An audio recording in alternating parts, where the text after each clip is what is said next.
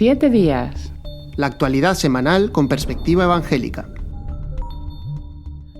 Hola amigos, muy bienvenidos a este 7 días. Hemos tardado tiempo porque hemos estado muy involucrados en la jornada de bioética y la actividad diaria, pero retomamos con mucha ilusión este programa en el que vamos a tratar un tema que seguro que están al tanto, que es el Mundial de Fútbol que se está realizando en Qatar. Vamos a verlo desde distintos puntos de vista y para eso contamos con Daniel Ofcan, director de Protestante Digital. Muy bienvenido, Daniel. Gracias, Pedro. Un placer volver a estar aquí juntos y esperamos disfrutar de este ratito de tertulia. Sí, lo echábamos de menos.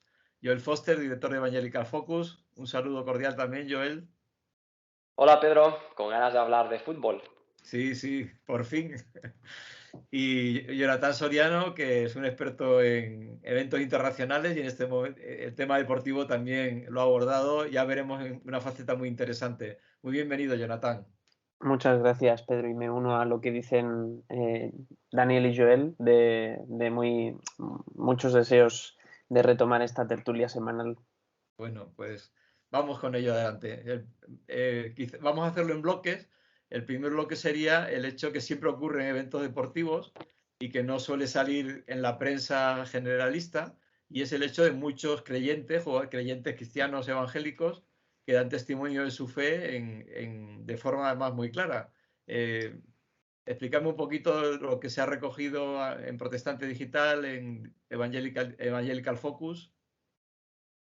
Sí, Pedro, los mundiales, los europeos, las olimpiadas, siempre son los momentos en los que hay deportistas que han estado durante muchos años preparándose para ese objetivo y que quieren expresar que sea en el éxito o en el fracaso, que ellos tienen una fe en Dios que les da tranquilidad o que les da seguridad o que les da consuelo en el momento también del fracaso, ¿no? Y no ha sido diferente en el Mundial de Qatar. De hecho, las noticias que hemos publicado en Protestante Digital y Evangelical Focus han sido las más leídas, las que hablaban del tema de la fe de los futbolistas, y eso muestra que también a vosotros los lectores os interesa este tema, igual que a nosotros. Se trataba de un mundial en un país árabe por primera vez, mundial de la FIFA, un emirato islámico en el que no está permitida la expresión de una fe que no sea la musulmana. Hablaremos después de esto, pero era interesante que aún así realmente hemos visto muchísimas expresiones de fe, ¿no? de los futbolistas en el campo, como decías, Pedro. Me gustaría destacar entre todo lo que se ha visto, ¿no? Mucha gente señalando al cielo después de marcar un gol o gente santiguándose, quizá futbolistas católicos, pero me gustaría destacar tres ejemplos de futbolistas realmente comprometidos con su fe por lo que sabemos de su trayectoria, no solo de estos partidos que hemos visto en estas semanas. El primero es un francés, es Olivier Giroud. Él es el máximo goleador de la historia de Francia, de la selección francesa, 52 goles. Tiene la oportunidad de marcar alguno más en la final del domingo contra Argentina, veremos qué sucede. Es delantero centro. Y él lleva mucho tiempo hablando de su fe. Él ahora mismo juega en Italia, en el Milan, había estado en Inglaterra también durante bastante tiempo. Y allí en Inglaterra él fue embajador del curso Alfa, el curso Alfa que mucha gente conoce, que se trata de personas que quieren conocer la fe cristiana pues desde los básicos a través de unos vídeos, unas reuniones en grupos. Se puede hacer este curso, que también se hace en España, por ejemplo, y él era embajador y decía que le encantaba compartir, dice, me encanta compartir mi fe con otros a través del curso, o sea, que él ha participado probablemente con otros futbolistas, quizá compañeros. También ha participado con Puertas Abiertas. Conocemos la organización que se dedica a apoyar a los cristianos perseguidos en el mundo, y él ha ayudado a levantar fondos para esta organización. Ha publicado un libro que se llama Always Believe, Cree Siempre, y allí en ese libro él dice, creo en Jesús, en el Jesús de la Biblia, y eso me da humildad. Curioso el tema de la humildad, porque se repetirá después en otro caso que os comentaré de otro jugador. Y en una revista francesa era muy claro con su objetivo, decía, intento hablar de mi fe siempre que puedo, intento usar mi perfil público en los medios para hablar de mi compromiso con Jesucristo. O sea, Olivier Giroud, un futbolista que ya lleva muchos años hablando de su fe. Ha metido más goles que Mbappé, dicho sea de paso. A ver, tiene más edad también, ya es de los que están ya cerca de jubilarse, pero sí ha superado a Thierry Henry, que era el máximo goleador de la historia de Francia. y es un jugador que por eso es muy seguido. Y, por ejemplo, en Evangelical Focus, en las últimas semanas, la noticia más leída es sobre Giroud, o sea que sí que tiene un seguimiento en redes sociales, también en Internet. A mí me llama la atención también que Países Bajos, un país que, aunque de fe culturalmente protestante, parece que estaba un poco adormecido, sin embargo, hay una presencia muy viva entre los jugadores que han estado allí presentes, que han hecho incluso estudios bíblicos diarios y asistían, no sé si eran 15 de los 26 jugadores, hablo de memoria, ¿no? O sea, Sí. es tremendo. Sí, ha habido 2 equipos en el Mundial que han hecho, por lo menos, no sabemos de otros, pero que han hecho estudios bíblicos. Uno es, como dices, Países Bajos. Ahí estaba Memphis Depay, que es jugador de Barcelona, que ya es de los veteranos, que Van Gaal, el entrenador, le invitó porque le consideraba no tanto de los mejores jugadores a nivel de calidad, sino de los que podían unir al equipo, y le consideraba una pieza importante por su carácter, por su forma de llevar en el vestuario.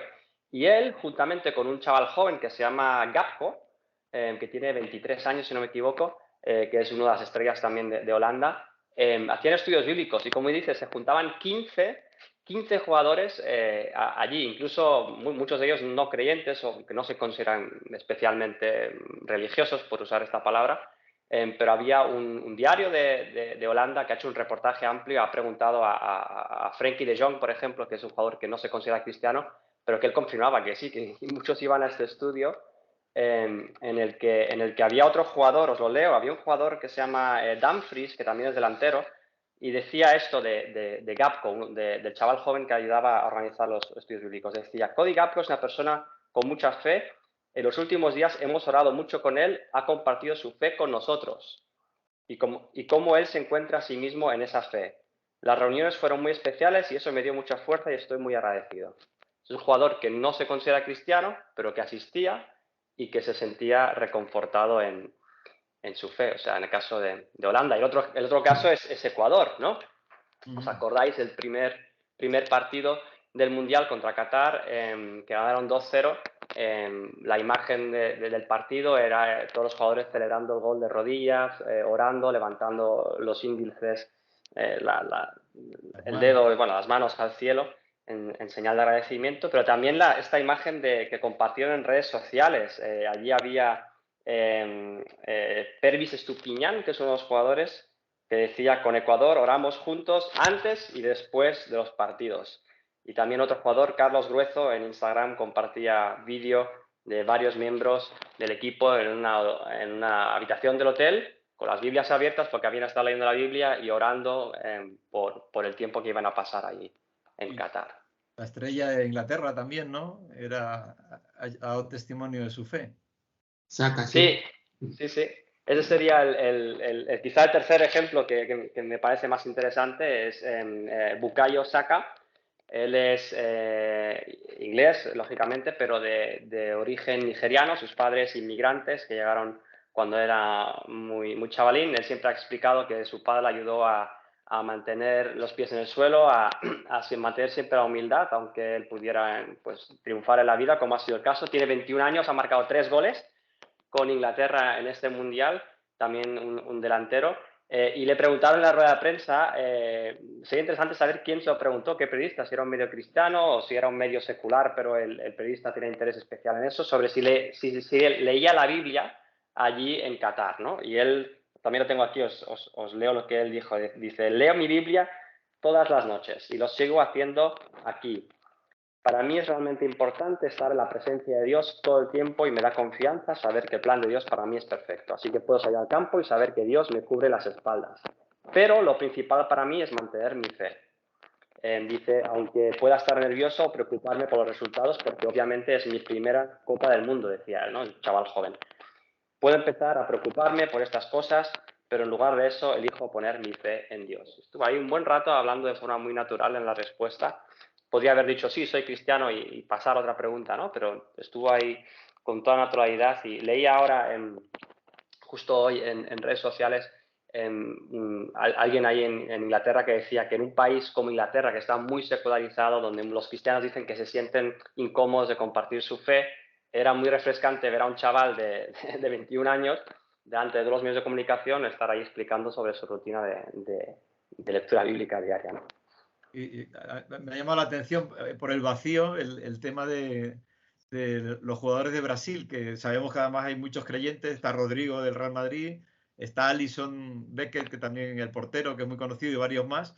Y no sé si ha habido un silencio informativo alrededor de ellos o es que no se han expresado, pero con los habladores que son habitualmente, pues yo creo ha que llamado la sí. atención. Hombre, de Brasil sí que habría que destacar que sí que lo he visto ha sido en la derrota, que varios han puesto mensajes referentes a su fe, lo cual es interesante también, porque claro, muchas veces se asocia, pues, oran o dar gracias a Dios cuando ganan o cuando... Pero también en la derrota ver que ha habido algunas reflexiones que han hecho algunos, incluso el mismo Neymar, que, bueno, evidentemente, pues es una figura un poco conflictiva en el sentido de que quizás su testimonio nunca ha sido el más positivo, pero sí que él se considera cristiano, por supuesto, y habla mucho de su fe y ha dicho, ¿no?, que al final lo más importante en la vida y las derrotas te ayudan a entender que lo más importante al final es tu relación con Dios. Entonces, esto es un detalle que quizás no sale tanto, porque bueno, tampoco nos fijamos tanto en el perdedor, evidentemente, pero es interesante que no solo los que cuando ganan, sino cuando pierden también puedan hablar de cómo la fe juega un papel importante en ese momento de la vida, que evidentemente pues forma parte también del deporte, el hecho de perder, muchas más veces se pierde que las que se ganan. Efectivamente, tienes toda la razón. Pues pasamos, hemos hecho un vistazo rápido, habría mucho más que decir, pero pasamos Sí, al segundo deciros que bloque. podéis ahí leer el artículo en Protestante Digital, también está, de Jeff Fountain. Él hace un resumen de todo lo que se ha dicho y comenta una cosa interesante. Dice que los europeos o los medios de comunicación en Europa se siguen sorprendiendo cuando alguno habla de su fe tan claramente, ¿no?, su fe cristiana, porque tiene esta visión secularizada de Europa y no se dan cuenta que realmente la fe cristiana crece en el resto del mundo, ¿no? Y ya no estamos tan centrados en Europa como potencia cristiana, sino que África, Sudamérica, incluso Asia, hay mucha gente, muchos deportistas que expresan su fe cristiana. Bueno, pues como decía, pasamos al segundo bloque, también muy interesante, y es el tema de la libertad de expresión y de conciencia religiosa allí en Qatar, un país, como habéis dicho al principio, que es de mayoría árabe, de religión islámica, que bueno, no voy a explicarlo yo, explicarlo vosotros, en qué ha consistido, cómo se ha desarrollado, qué conflictos ha podido haber. Sí, Pedro, es curioso que en un país que está observado en la lista de persecución de organizaciones que se encargan de monitorear la situación de los cristianos en el mundo, y no solamente organizaciones como Puertas Abiertas, sino incluso también instituciones oficiales, denuncian que la situación de la libertad religiosa en Qatar no es una situación normalizada. Pues es curioso que en un mes quizás se hayan visto más muestras de evangelismo público que en muchos años, ¿no?, en el país, y todo por la ocasión del Mundial. En Protestante Digital, justo cuando estaba comenzando el Mundial, además creo que coincidió con el primer partido de Ecuador y Qatar que comentaba Joel antes, publicamos un reportaje en base a una pequeña entrevista que le hicimos a una cristiana evangélica de origen latinoamericano, pero que residió durante muchos años en España y que ahora se encuentra viviendo allí, en Qatar, precisamente por motivos laborales, con su familia, ¿no? Y le preguntamos cómo era el día a día, ¿no?, de su fe, la experiencia que ella estaba teniendo en este país. Fue llamativo que nos comentase que lo vivía con completa normalidad, pero hay matices, evidentemente. La normalidad está limitada a los extranjeros, sobre todo de origen occidental, ¿no? Y podríamos decir en este sentido que el Mundial de Qatar ha sido un oasis. No significa que la situación se vaya a normalizar para la población autóctona. De hecho, son los cristianos cataríes, la mayoría de ellos de trasfondo musulmán, conversos de trasfondo musulmán, los que experimentan más dificultades a la hora de poder hacer una profesión de fe cristiana, sincera, ¿no?, en el caso de una conversión. Llama mucho la atención el fenómeno de que exista algo como el complejo religioso Mesaimer, creo, no sé si lo pronuncio bien, pero como ninguno de los cuatro hablamos árabe, pues me vais a decir que sí, me lo vais a aceptar. Me parece bien, sí. El complejo religioso de Messaïmer es un complejo que se encuentra cerca de Doha y ahí el gobierno ha ubicado diferentes lugares de culto cristianos, tanto católicos como alguno evangélico de la Alianza Evangélica Catarí. Y es en ese complejo donde los cristianos de origen extranjero, la mayoría occidentales, pueden reunirse con una aparente libertad religiosa. Ahora bien, fuera de ese complejo, pues hay muchas restricciones, ¿no? Y por ejemplo, esta mujer a la que entrevistamos nos decía que tienen que pedir permiso absolutamente para todo, algo que contrasta mucho con nuestra realidad cuando es verdad que también hay que pedir permisos para algunas actividades, pero la relación con la administración suele ser también a veces más llevadera, ¿no? Allí nos decía esta mujer que hay que pedir permiso incluso para cualquier ceremonia, que tienen que seguir una legislación bastante exigente en este sentido y que la persecución se centra sobre todo, como decía, en la población autóctona que hace una profesión de fe cristiana viniendo de un trasfondo musulmán. Es a estos a los que el gobierno observa de una forma más cercana y no solamente experimentan un rechazo por parte de las autoridades, sino sobre todo también por parte de sus círculos más cercanos, ¿no? Familiares, amistades y también en sus lugares de trabajo es donde pueden ver más comprometida su libertad, su derecho a la ciudadanía en un país como Qatar. Simplemente añadir esto, que la libertad religiosa en Qatar no se encuentra normalizada, como decíamos. Hay un espacio designado por el gobierno para el ejercicio de la religión cristiana, que por cierto he mencionado que ahí se ubican diferentes lugares de culto cristianos, pero también se ubican lugares de culto de otras confesiones religiosas, que no sea la musulmana sunita. Y además de esto, añadir también que no se da una normalización en la población autóctona, que se da una normalización en los inmigrantes, sobre todo de origen occidental, que son una mínima parte de la población catarí. Interesante que con todo lo que has mencionado y las restricciones a la libertad religiosa, lo que realmente se ha destacado de forma casi en plan monopolio ha sido las dificultades del colectivo LGTBI allí en Qatar.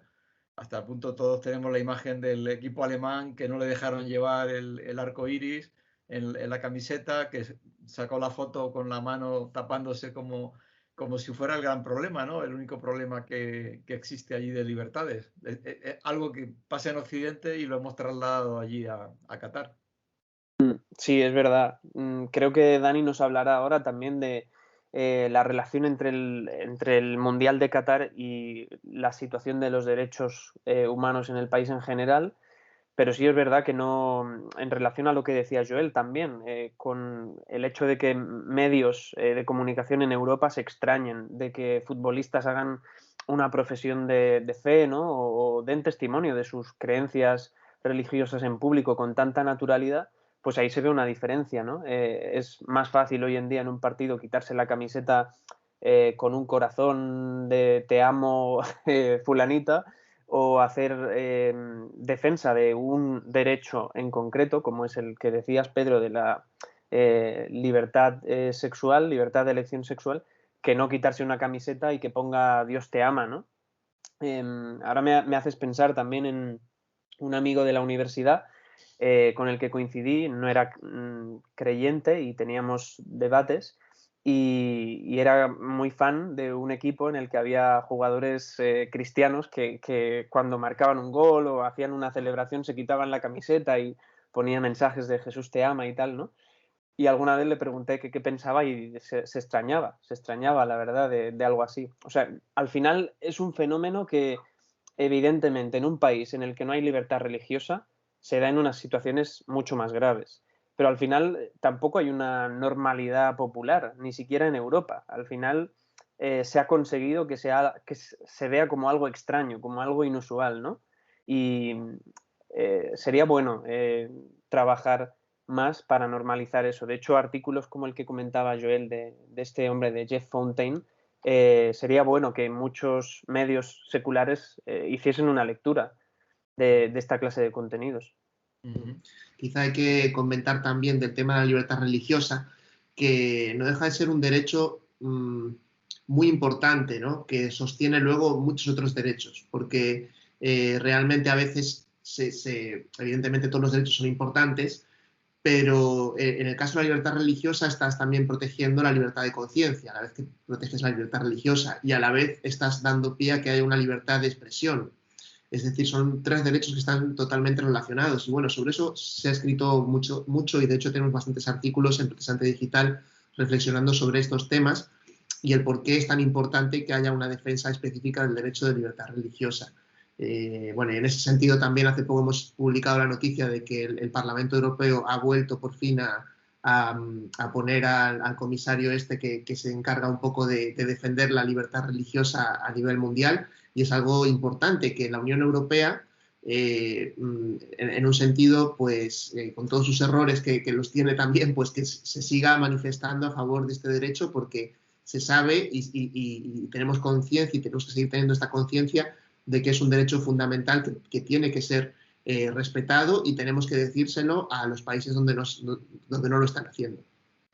Y Europa ahí tiene mucha capacidad, aún siendo una unión, un continente muy secularizado, en sus relaciones comerciales es donde se puede utilizar ese poder blando de no solo hablar de dinero, no solo hablar de energía o de otras cuestiones geopolíticas, sino hablar también de la libertad religiosa, ¿no? Hay la elección de, creo que se llama Frans van Dalen, que es un holandés con nuevo enviado, es muy importante. Bueno, mencionaba antes, Jonathan, Daniel, que tú eras el que habías abordado más la temática de derechos humanos allí en torno al Mundial de Qatar. En este aspecto, ¿qué consideras interesante? Bueno, vamos a destacar un poco lo que ha estado saliendo en prensa. La verdad que ha salido muchísimas cosas, ¿no? En los últimos meses, y sobre todo a medida que se iba acercando el Mundial, pues ha sido un Mundial en ese sentido atípico, porque se ha celebrado en un sitio donde hay muchísimos problemas con los derechos humanos. Y pasa no solo en Qatar, sino que pasa también en todos los Emiratos, que son países que realmente tienen un gran poder económico, porque sabemos todos que tienen una gran capacidad energética, ¿no? Y realmente a través de la venta del petróleo y el gas, sobre todo, han construido gigantescos imperios que de alguna manera pues muestran el poder del dinero, ¿no? Estaba revisando un poco las cifras de inversión. Se calcula que ha invertido más de 200.000 millones de dólares Qatar en este Mundial. Y eso lo que de alguna manera se ha calculado, y realmente puede ser muchísimo más, porque realmente tienen muchísimo dinero. Y de alguna manera lo que muestra este Mundial, como otros eventos que se están celebrando cada vez más en este tipo de países, como la Fórmula 1, por ejemplo, torneos de tenis, en fin, muchísimas actividades deportivas, también actividades culturales, también cada vez más actividades empresariales, también cada vez más actividades de la moda, del lujo. Digamos que Qatar y otros de estos países están consiguiendo atraer todo esto a partir de ese caudal y de ese poder que tienen, que es el económico, y es un poder tremendo, ¿no? Sin duda que vale la pena reflexionar sobre ello, porque cuando nos ponemos realmente eso nos pone ante el espejo, ¿no? Por ejemplo, ha habido mucha polémica ahora recientemente, y luego quizá podemos comentar un poquito sobre el tema de la influencia de Qatar y de cómo de alguna manera ha podido estar pues financiando, sobornando a personas de la política para que de alguna manera hablaran bien de ello. De todas maneras, claro, no deja de ser un poco cuestionable, o al menos nos da a preguntarnos, ¿no? Bueno, pero realmente están organizando el Mundial y todo el mundo ha ido a jugarlo. O sea, nadie se ha opuesto a ir al Mundial. ¿No es esto también una especie de soborno? O incluso cuando las autoridades de estos países están visitando a nuestros gobernantes, pues como fue recientemente, el emir de Qatar estuvo hace muy poquito en España también. Y bueno, no hace falta buscar mucho, se ve la información perfectamente, se le puso alfombra roja por parte de las autoridades, por parte de las empresas, por parte de las grandes, tanto gobernantes como grandes fortunas. Es decir, que vemos que en un sentido parece que aunque vivimos en un mundo en el que quisiéramos pelear y favorecer los derechos humanos y nos preocupamos por estas situaciones, cuando se pone una cierta cantidad de dinero parece que esos valores se acaban diluyendo, ¿no? Cosas que han ocurrido en el Mundial de Qatar y que han sido también muy sonadas tienen que ver con el tema de los derechos laborales. Este ha sido uno de los puntos clave que más se ha destacado, sobre todo en la construcción de todos esos estadios. Qatar creo que tenía solo un estadio cuando fue designada como sede y bueno, pues ha construido todos los que han sido necesarios. Obras arquitectónicas impresionantes para los que se contó con mano de obra, sobre todo asiática. Miles de trabajadores de Pakistán, de Indonesia, de Vietnam, de India, viajaron para construir y las condiciones laborales en las que hicieron estos estadios fueron deplorables. Está más que comprobado que bueno, pues los sueldos no eran los adecuados y sobre todo las medidas de protección y de seguridad fueron lamentables. De modo que hubo muchísimas muertes. Algunos medios han calculado que 7.000 y Qatar no lo ha negado. Es decir, que 7.000 personas, incluso hasta 7.000 personas pudieron perder la vida en esas obras puestas en marcha. Y luego, bueno, pues hablando del tema de los derechos, ya hemos comentado el de la libertad religiosa, otro importante sería el tema de las mujeres. Como en toda cultura islámica sunita, pues la mujer vive en una situación de sometimiento. Es verdad que sí que parece dando algunos pasos en algunas cosas para darles más libertad, pero en definitiva siguen siendo pues unas ciudadanas de segunda totalmente. No tienen pues prácticamente derecho a casi nada si no es con el permiso de su marido o de sus padres.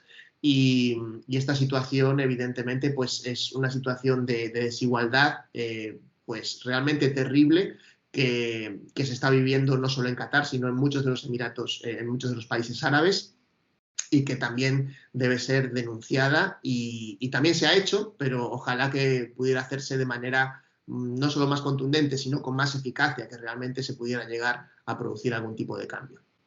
Bueno, de hecho, incluso la corrupción que ha aparecido ahora de sobornos de dinero negro en la Unión Europea, bueno, confirma lo que todo el mundo daba por hecho, y es que había habido una inversión de dinero enorme catarí para conseguir que un mundial se celebre en un lugar que es un desierto y donde de celebrarse en verano hubiera sido a 40 y pico grados de temperatura. Incluso para evitar eso se ha llevado a diciembre, que es atípico, ha trastocado todas las ligas nacionales y, como bien decís antes, todo por dinero, ¿no? El dinero al final compra muchas voluntades.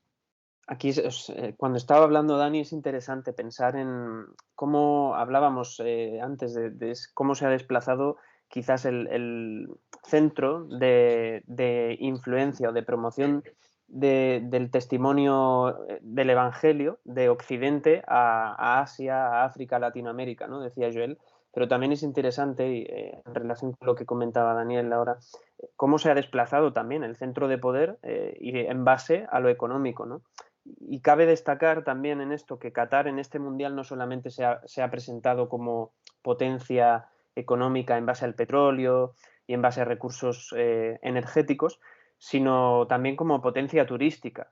O sea, la imagen del país ha sido completamente transformada para acoger a personas de muchos otros países y presentar una sensación de normalidad que realmente habría que analizarla después durante el resto del año, ¿no?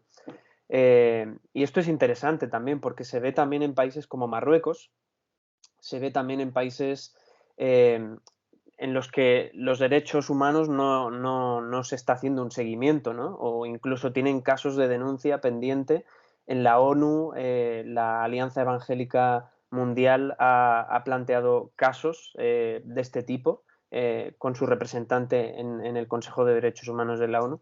Entonces es curioso ver cómo se está intentando hacer un lavado de cara y al mismo tiempo hay una doble vara de medir. Por ejemplo, hay sectores políticos que acusan a Israel de querer hacer un lavado de cara con toda la ideología LGTBI para evitar la tensión en el conflicto con Palestina, pero no se denuncia tan a menudo la situación en países como Qatar o como Marruecos, ¿no? Y también es un lavado de cara, porque hablábamos antes de la situación de la libertad religiosa, ahora Daniel también comentaba el tema de los derechos de los trabajadores o de las mujeres, y parece que con un mundial todo se renueve, ¿no? Todo se transforme. Entonces yo creo que hace falta una reflexión más profunda también en ese sentido. Simplemente añadir una cosa más en cuanto a lo de los derechos de los trabajadores, que comentaba Daniel, que esto también es una cosa que comentó esta mujer cristiana evangélica con la que hablamos en el reportaje al principio del Mundial, y era curioso que ella decía que hay una diferencia muy clara en el país. Los trabajadores que son extranjeros de origen occidental son tratados con absoluta normalidad, cobran sueldos normales, tienen acceso a una vivienda con unas condiciones humanas, completamente normales. Ahora bien, hay todo un grueso de trabajadores, como decía Daniel, provenientes de Asia, incluso de ciertos países de África, que tienen unas condiciones infrahumanas. Eso lo dice esta mujer, lo dicen personas que incluso están viviendo allí, que desarrollan su día a día allí. O sea, no es algo infundado, sino que hay voces incluso en el país que constatan que esto es una realidad. Sí, la última paradoja es que bueno, como también manifiesto, el dinero catarí o el dinero también de países árabes ha comprado grandes equipos que son clubes estados, ¿no? Como el Chelsea, Manchester City, el PSG, y sin embargo después el equipo de Qatar ha hecho el peor mundial de un país anfitrión, ¿no? O sea que el dinero es capaz de comprar jugadores de otras nacionalidades, pero no es capaz de fomentar el deporte a nivel nacional para conseguir un mínimo, ¿no? De nivel deportivo, que es curioso también. El dinero compra cosas y muchas cosas, pero no compra todo, ¿no? No, todo no, eso está claro. Es un sí. intercambio entre dinero y estatus, ¿no? O sea, estos países árabes tienen dinero y quieren comprar estatus, sobre todo en Europa, en Estados Unidos, en los países más occidentales, y al revés, o sea, en Europa falta dinero, sobra estatus y de alguna forma intercambias una cosa por la otra, ¿no? Un respeto internacional a cambio de recibir. Y es lo que ha pasado con el Qatargate en la Unión Europea, ¿no? Que hay toda una vicepresidenta del Parlamento Europeo, no es la única vicepresidenta, realmente el Parlamento Europeo tiene 14 vicepresidencias, pero una de ellas, esta griega, Eva Kaili, asesores suyos, otro exparlamentario, a cambio de dinero, pues son capaces de hablar las maravillas del país de Qatar. Pero no es el único. Emiratos Árabes Unidos, que es un país que está al lado, mucho más grande, porque Qatar es pequeñito, no sé si es del tamaño de Murcia, si no me equivoco, un país muy, muy pequeñito, pero al lado tiene otro competidor que también se está promocionando a nivel de turismo desde hace tiempo. Conocemos seguramente a todos nosotros gente española que ha ido de turismo quizá allí, pero que incluso invierten mucho en prensa. O sea, hay medios europeos reconocidos, importantes, que tienen a menudo artículos sobre la cocina de Emiratos Árabes Unidos, sobre el turismo ahí, sobre las últimas islas que se han construido, sobre la inversión en ciencia. De cualquier tema te va apareciendo constantemente Dubái, ¿no?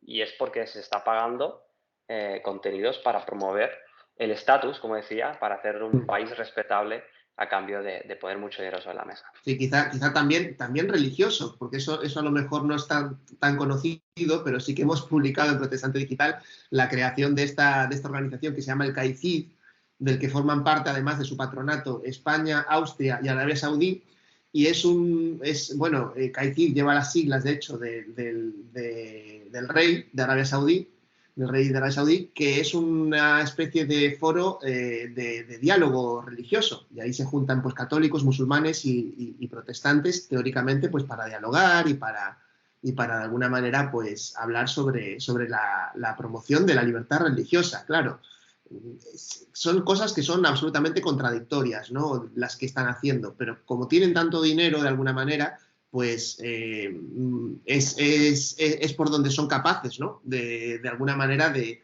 doblegar voluntades, creo yo, a veces que no deberían ser doblegadas, ¿no? En el sentido del CAICID, por ejemplo, nosotros pues hemos sido en Protestante Digital bastante críticos con este organismo, porque es que no parece muy normal, como tampoco parece normal cuando, por ejemplo, en la ONU pues, están en el Comité de los Derechos Humanos países como Irán, ¿no? Que hace poco, creo que hace unos días pues, salió que habían sido votados para que los expulsaran. Pues bueno, es que realmente hay cosas que de alguna manera deberíamos ser capaces de parar, ¿no? Y decir, bueno, pues esto no, a pesar de que haya mucho dinero detrás, o a pesar de que haya pues posibilidades, hay cosas que a lo mejor deberíamos ser capaces de plantearnos hasta dónde ir o hasta dónde no ir. Evidentemente también son cuestiones que a veces no son de blanco y negro. A veces uno dice, bueno, pues hago esto porque me puede permitir a lo mejor tener contacto o entrar en el país y poder ayudar a los cristianos.